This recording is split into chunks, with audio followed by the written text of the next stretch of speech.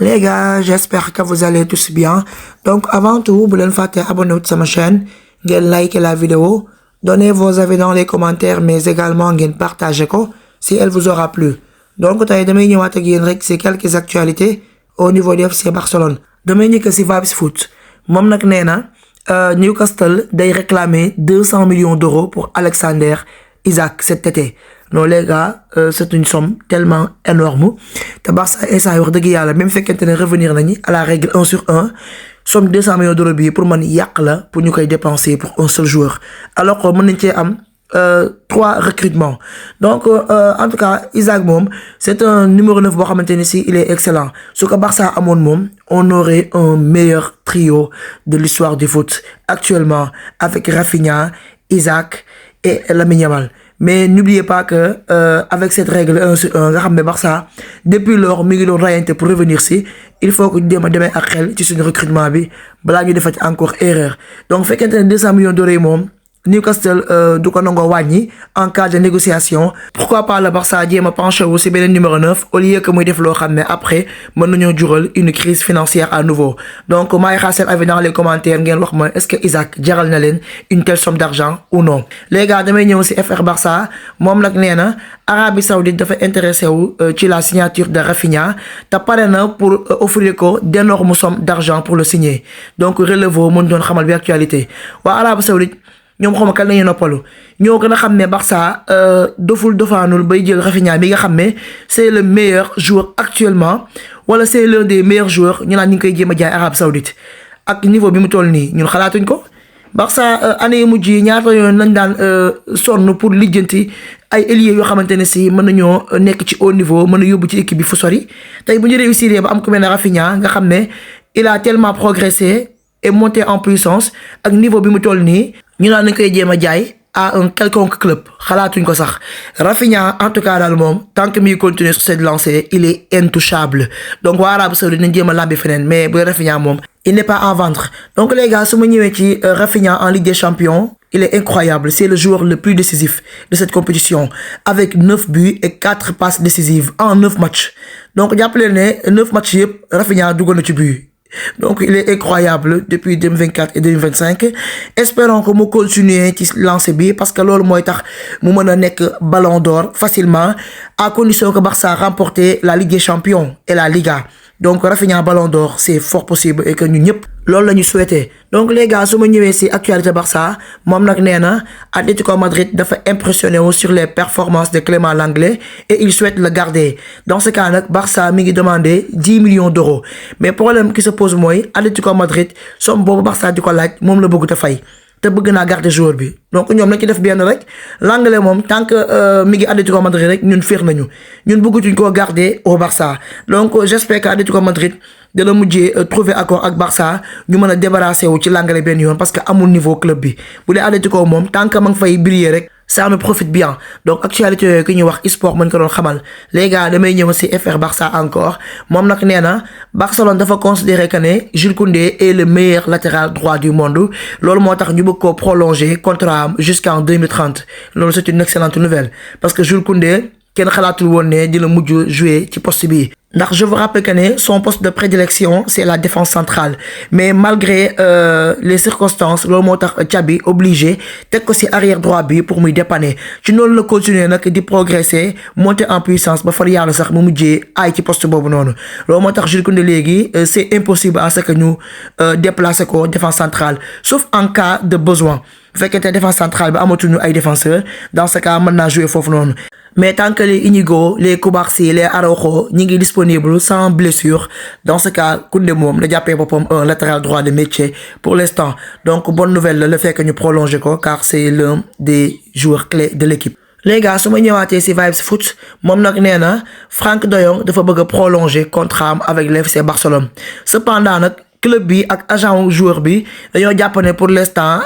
prolonger contrat bi dafa téel. Mën nañu xaaraat tuuti donc Mundo Deportivo mo ñu doon xamal bi actualité ci kaw lool nak FC Barça néna mom club bi sax mujjé na contacter Franck de Jong pour discuter de son avenir ndax joueur moom wax dëgg yàlla renouveler son contrat kese la bëgg. Frenkie bu leen fàtte ne Barça yàggoon naa bëgg a débarrasser ci moom mais heureusement que moom dafa dëggaloon bopp ne day toog à un moment donné nag commencé woon naa di venger wu bi ko club bëggee prolonger dafa commencé woon di leen ignorer. xam nga parce que li nga ko defoon moo ko metti mais instant yi nag comme gis na léegi tout va bien avec le club et avec le nouveau coach loolu tax léegi Frenkie dafa bëgg a toog loolu moo tax bu ñëwee ci FC Bpol moom nee na Frenkie Barça jox na ko benn offre de prolongation un contrat de 3 ans avec un salaire brut de 18 à 19 millions d'euros par an. Donc Frenkie daal bu nekkee prolonger le contrat am loolu dina nekk une bonne nouvelle parce que c'est un joueur fondamental boo xam ne sur le milieu il arrive à être à la hauteur de ses responsabilités. Certes nag au retour des blessures c'était un peu compliqué pour lui mais bi mu demee tey jii ba commencé di revenir en forme le Frenkie actuellement il est injouable te wane na ko ci match yu mujj yi donc c'est l'un des joueurs fondamentaux de cette équipe là. Donc su ma ñëwaatee ci FR Barça mi ngi annoncé tamit une bonne nouvelle nee na Íñigo Martínez dina prolonger contrat am jusqu'en juin 2026 avec le Barça donc Fabrizio Romano mu ñu doon xamal bi actualité. Cher Catalan lii c'est une excellente nouvelle parce que cet Íñigo Martínez là sous Flick il est injouable il est trop fort ndax gis ngeen système bi nga xam ne Flick moom lay jouer ça correspond parfaitement au style de jeu de Íñigo Martínez. Avec ce piège hors jeu là, il est injouable. Donc bravo au Barça le fait de reconnaître les belles performances de ce joueur-là. Moo tax ñu décidé daal di koy prolonger. Donc c'est mérité vu de ce qu'il a montré depuis le début de la saison. Te lii moom ñëpp ci d'accord amul kenn ku ci contredire. ba tey damay desaat ak yéen rek ci FR Barça nee na Barça dafa proposer une année supplémentaire à Chesney donc loolu aussi xibaar bu neex la Chesney moom au début man bokk naa ci supporters yi nga xam ne dañ ko choisiroon au détriment de Peña man naka jekk Chesney ak talent bi mu am nii yàgg nañoo bëgg mu nekk le gardien numéro 1 te Flick lu mu def rek xam na ko li tax mu mujjee ko choisir ci kaw Peña parce que lii lañ ci doon xaar depuis ba mu nekkee titulaire ba léegi le Barça n'a plus perdu. Gis nga tey suñ dernier match contre Benfica il a été le meilleur joueur pour moi sur le terrain avec 8 arrêts donc jàpp leen ne Chesney mu prolonge contrat am une année supplémentaire loolu c'est une excellente nouvelle parce que Barça gëj naa am gardien bu mel nii gardien boo xamante ne si il est toujours là il répond présent pour nous sauver surtout dans les gros chocs en Ligue des Champions parce que Ligue des Champions soo ko bëggee gagner du attaque bi seulement moo la mën a permettre nga remporter ko attaque bi mën nañoo dugal ay buts ngay gagner ay matchs mais il te faut un grand gardien qui te sauve lors de vos temps faibles pour remporter ce trophée là avec une bonne défense je dis bien donc prolonger Chesney loolu moom amul lenn luñ ci war a xaar c'est quelque chose qui doit se faire vite fait donc jàppale na Chesney les gars c'est le premier gardien de l'histoire du foot du Barça depuis 2004 à réaliser 8 arrêts sans encaisser de but en Ligue des Champions donc depuis ci année boobu ba léegi moom moo ko fi mës a def bravo à Chesney parce que lii moom nekk na lu ñëpp doon xaar ci moom bu fekkente ne yàgg ngeen seetaan ay matcham à Arsenal et à la Juve donc c'est pas pour rien le fait que Flick choisir ko comme le gardien numéro 1 du Barça donc les gars su ma ñëwee ci Barça News moom nag mi ngi annoncé que ne Hansi Flick il a été élu meilleur entraîneur du mois de février en Liga c'est totalement mérité les gars Hansi Flick daal moom mën naa ne c'est un cadeau boo xamante ne si dañ ko offrir Barça sur un plateau d'argent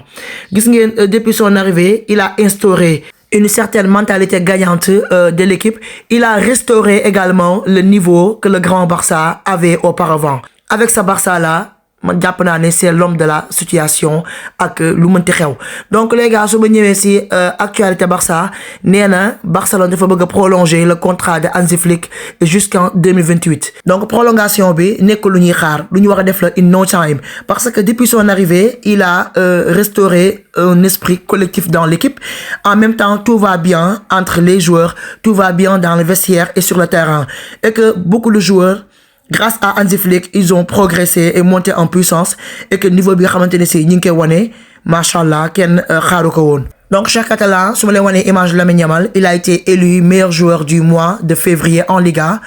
sur les joueurs de moins de 23 ans lii moom bettul kenn parce que Lamine Yamal moom léegi daf ñoo habituel à de belles choses sur le terrain loolu moo tax trophée individuel bu mu remporté rek loolu du bett kenn les gars su ma ñëwaatee ci FR Barça nee na Ter Stegen dafa bëgg revenir en avril loolu moo tax actuellement ni il travaille dur actualité yooyu ki ñuy wax Expo mu ñu ko doon xamal gis ngeen Ter Stegen depuis son blessure dina rester pendant de longs mois avant de revenir mais moom instant yi li mu bëgg mooy balaa championnat bay jeex au moins mu ñëw si fin bi nga xam ne au moins les 2 derniers matchs dina ko mën a jouer. FC Barça aussi nee na Ter Stegen actuellement il n'est pas inscrit dans l'équipe de Ligue des Champions. Donc le club pourrait l'inscrire mais seulement à la place de Chesney. Ça veut dire que ne comme instant dafa blessé moo tax Chesney moom la ñu inscrire à la place de Ter Stegen. Donc Ter Stegen bu fekkente ne réussir na revenir si diggante bi dans ce cas leen rek mooy mën a am soit ñu continuer avec Chesney wala soit ñu inscrire Ter Stegen Chesney toog ci banc bi te wax dëgg yàlla man su ma sañoon Ter Stegen même bu revenir moom moo war a toog ci banc bi ndax il revient de blessure. Dans ce cas Chesney ñu bàyyi ko mu continuer vu niveau bi nga xamante ne si wane na ko avec le club. Pour l'instant wax dëgg yàlla Chesney il est au-dessus de Ter Stegen en termes de niveau pour l'instant je dis bien. Donc les gars su ma ñëwee si Barça News nee na Barcelone dafa décider bañ a recruter benn attaquant numéro 9 l'été prochain ndax daa bëgg a parier encore sur Lewandowski. Donc man sama genre gi doon xaar à ce que Barça daal di recruter un certain Isaac wala benn numéro 9 nekkati club bi moom il pense autrement kon instant yi jàppale ne d'ici la saison prochaine on aura encore Lewandowski dans l'axe et que nañu génn suñu xel ci beneen numéro 9 actualité yooyu ki ñuy wax Sport moo ñu ko doon xamal mais wax dëgg yàlla Barça moom normalement waroon naa recruter beneen numéro 9 ndax loolu day permettre sax Lewandowski mën a réveiller wu parce que mënuñoo compter si moom dans chaque match rek tout le temps bu tayee mu def match bu baax ba léegi mu floppé Lewandowski fan yii yëpp match yi ñu koy xaar gisuñu ko ci donc bu amoo tey jii benn numéro 9 à côté loolu dina tax mu réveiller wu ndax loolu day baax pour la concurrence parfois par exemple tey bu fekkente ne Lewandowski dafa réaliser ay mauvais matchs à titre répétitif et que sa doublure dugg na def ay belles rentrées dans ce cas en termes de méritocratie mën na nangu place Lewandowski donc loolu bu amee rek Léwi dina ko jaral def de gros matchs bu ko defee bañ a perdre sa place titulaire mais ñu bu ko bàyyi moom kese à lui tout seul xam ngeen ne du Ferran Torres mooy nangu place Lewandowski qu'on se dise la vérité vu qu'il est irrégulier et qu'il rate beaucoup d'occasions devant mais bon c'est le club qui décide après tout. Donc les gars su ma ñëwee ci ActuFoot moom nag nee na Barcelone fan yii yëpp da doon lijjanti une solution pour vendre Victor Roque. Dans ce cas nag Barcelone mujjee naa trouver accord avec club bi ñuy wax Palmeiras ci championnat brésilien bi lay évoluer donc indemnité de 25 millions d'euros pour 80% des droits du joueur sauf que la Liga n'a pas autorisé cette opération pour des raisons juridiques. Donc le départ du joueur ça permettrait d'assurer un fair play nécessaire bu ko defee ñu mën a prolonger le contrat de Inigo Martinez et de Lamine Yamal donc Mundo Deportivo mu doon xamal bi actualité donc c'est dommage pour Victor Roque wax dëgg yàlla man bokkoon naa ci supporters yi nga xam ne bëggoon naa Victor Roque toog ci club bi malheureusement son niveau n'était pas suffisant pour qu'il soit gardé par le club raison pour laquelle Hansi Flick a demandé son départ donc fi ma wax ak yéen nii FCB nee na Victor Roque a signé son contrat à Palmeiras pour 25 millions d'euros plus 5 millions d'euros de bonus donc nekkatul joueur de Barça dellu na Brésil bi nga xam ne fa la jóge woon te pourtant 60 millions d'euros lañ dépensé woon ci moom ñu mujj koo jaayee 25 millions d'euros parce que amul niveau bi nga xam ne moom la club bi doon xaar ci moom ñu koy souhaiter rek une bonne chance pour la suite de sa carrière mais wax dëgg yàlla bëggeewuñ ko nii mais c'est le foot après tout. Donc les gars su ma ñëwee ci Blaugrana Nation mi ñuy wax ci le meilleur joueur de l'histoire du foot le GOAT Lionel Messi dañ ko laaj ne ko est-ce que instant yi bëgg nga delluwaat Barça Messi tontu na leen nee na leen carrément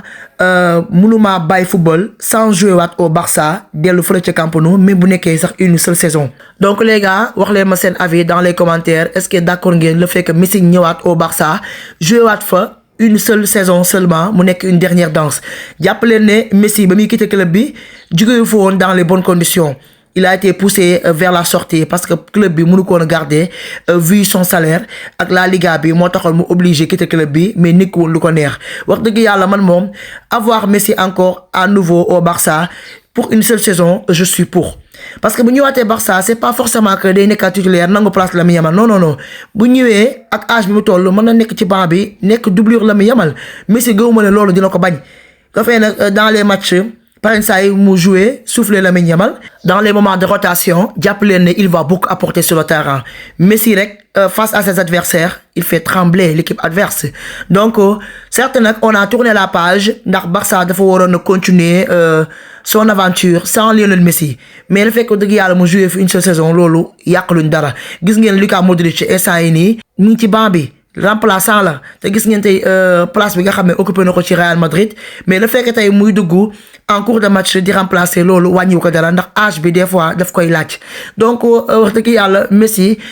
jamono bi nekk Barça li nga xamante ne si réalisé na ko ci club bi ak fi nga xam ne yóbbu na fa Barça wax dëgg yàlla mérité waat na avoir une dernière danse ñu may ko benn saison seulement avec le Barça bu ko defee bu saison bi jeexee mu mën a quitter club bi en beauté. De surcroît on lui sera toujours redevable pour tout ce qu'il a fait pour le club et on lui doit au moins ce petit retour. Donc on verra si est-ce que Laporta ak Deco dinañ donner de l'importance aux déclarations de Messi wala dañuy bàyyi mu sedd mais en tout cas daal Messi bu ñëwee xayrul duñu yàqal dara ce sera un bonus bu fekkente ne ñëwul aussi c'est pas grave car Flick a déjà bâti une équipe compétitive dans l'Europe. Donc les gars su ma ñëwaatee ci affaire Barça moom nee na Flick dafa demander Deco à ce que mu recruter un arrière latéral de haut niveau capable de jouer à droite et à gauche. Donc club bi ñoom nee nañ dinañ def le tout pour mën a recruter joueur bi nga xam ne Flick demandé na ko ku ci mel ne Cancelo nga xam ne Cancelo moom certes défensivement c'était limité mais c'est un joueur tellement polyvalent que mën na jouer à droite wala à gauche donc joueur bi mel noonu la Barça bëgg Flick nag mi ngi xaar ndax Barça dina mën a am ku mel noonu mais aussi dina baax défensivement ak offensivement loolu nag c'est pas facile mais tout est possible. Les gars su ma ñëwee si biir football moom nag nee na Pedri bëggul benn yoon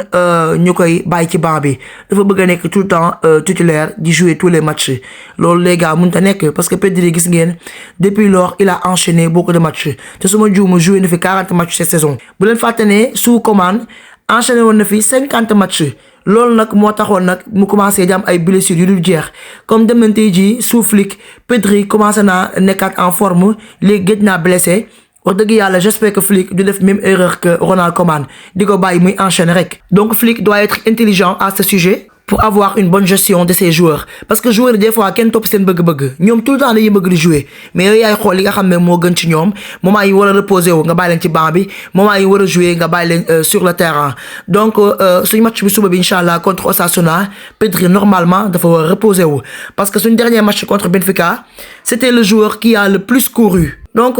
li mu daw lépp ci contre Benfica wax dëgg yàlla ak match yi nga xam ne enchaîné na ko buñ ko bàyyi mu continuer nii il risque de se faire cramer donc j'espère que suba incha allah dinañ ko bàyyi ci banc bi ñu mën a dugal Casado avec Franck de Jong et Olmo sur le milieu je pense que ça va faire l'affaire normalement. Donc les gars su ma ñëwee ci vision Blaugrana moom nag nee na club bi ñuy wax la Real Sociedad dafa intéressé wu ci Eric Garcia pour un transfert cet été donc actualité yi ki ñuy wax Mundo Deportivo muñ ko la xamal. Eric Garcia les gars su ma waxee sama dëgg rek actuellement ni wax dëgg yàlla mérité na toog ci club bi au début de la saison waroon nañ bokk ci joueurs yi nga xam ne dafa woon quitter club bi mais wax dëgg yàlla dernièrement performance yi baax yi nga xam ne mi ngi koy wane sur le terrain il mérite au moins de continuer la saison avec le club j'espère que Barça dina rejeter offre boobu noonu tant que Eric Garcia mi ngi nekk à la hauteur de ses responsabilités les gars su ma ñëwaatee ci Vibes Foot moom nee na Manchester United pare na pour teg ci table bi 80 millions d'euros pour Marc Casado cet été ndax seen entraîneur bees bi di Ruben Amorim dafa apprécier joueur bi non United daal ñoo neex rek yow Barça nga xam ne depuis le départ de Busquets boobu ba léegi toog na lu yàgg di wër un numéro 6 défensif mënuñoo fexe ba am ko léegi Barça bu demee ba réussir ba kenn ci élément mi muy Marc Casado nga xam ne ci Masia bi la jógee ak Marc Bernal su Barça trouvé un vrai numéro 6 nga xam ne Casado depuis son arrivée avec l'équipe A il nous a tellement fait du bien de même que Marc Bernal nga xam ne certes blessé na mais li mu fa jot a joué as néew macha allah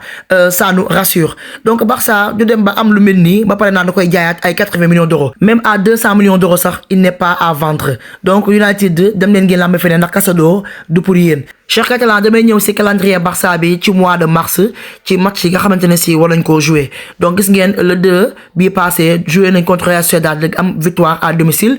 bii passé aussi c'était contre Benfica am victoire à l'extérieur suba incha allah nag le 8 mu tombé jour samedi Osasuna la ñuy jouer à domicile ci la Liga bi mardi bii di ñëw incha allah le 11 ñu jouer suñu match retour de 8e de finale de la Ligue des Champions contre Benfica dimanche incha allah le 16 ñu war a jouer contre Atlético Madrid ci la Liga bi match bu nar a compliqué doon à l'extérieur au Metropolitano le 30 nag incha allah muy tombeek jour dimanche ñu jouer aussi à domicile contre Gérone ci la Liga bi donc voici le calendrier du mois de mars et j'espère que Barça dina remporter tous ces matchs là malgré que dina compliqué pour nous donc les gars damay jeexal ak yéen rek ak ActuFoot moom nee na Barcelone dafa war a def croix sur le Camp Nou cette saison malheureusement parce que dañoo espérer woon à ce que Camp Nou pare d'ici la fin de la saison au moins sur 2 derniers matchs yi ñu mën ko fa jouer parce que tout simplement le plan de la prévention des incendies n'est pas encore prêt ainsi que les pires prévisions parlent de 2026 donc les gars jàpp leen ne les normes de sécurité yi nga xam ne moo ñu war a permettre ñu mën koo obtenir avec l'approbation des pompiers loolu yëpp mujjul antu loolu moo tax instant yi cette saison nañu jàpp ne Barça du jouer benn match au Camp Nou mais d'ici la saison prochaine dina fekk lépp pare bu ko defee ñu mën a def notre grand retour dans notre grand stade et j'en ai hâte donc actualité yi ki ñuy wax relevo mën ko doon xamal les gars li moo nekkoon quelques actualités au niveau du FC Barcelone bu leen fàttee abonné sama chaîne YouTube Fatih Catalan ngeen activer cloche de notification bi bu ko defee bépp vidéo boo xam ne mettre naa ko en ligne ngeen mën a bokk si ñu ngi koy njëkk a notifié mais également mën ngeen a abonné wu sama compte Twitter @Fatih Ndiaye 014 bu leen fàttee abonné wu sama compte TikTok Fatih Catalan ngeen aimé vidéo bi joxe seen avis dans les commentaires mais également ngeen partagé ko restez connectés sur ma chaîne prenez tout soin de vous et à très vite.